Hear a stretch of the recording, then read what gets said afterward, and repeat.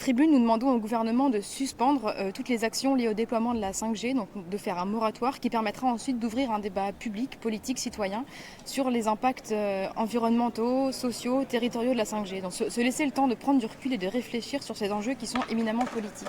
Pourquoi le débat il n'est pas assez poussé aujourd'hui selon vous? Parce qu'on considère que le développement des nouvelles technologies, c'est un sujet technique. Or, ce n'est pas un problème technique, c'est un problème politique qui concerne vraiment quelle société nous voulons pour demain. Par exemple, est-ce qu'aujourd'hui on pense que la priorité c'est de couvrir tous les territoires en numérique tout court, en Internet tout court, donc de lutter contre la fracture numérique, contre les zones blanches, ou est-ce qu'on considère que la priorité c'est d'équiper encore une fois les nouvelles zones vers de l'hyperconnexion? C'est un débat qui mérite d'être posé dans l'espace public et c'est notre revendication à travers cette tribune-là. Vous lui reprochez quoi d'autre à part cette fracture numérique à cette fameuse 5G?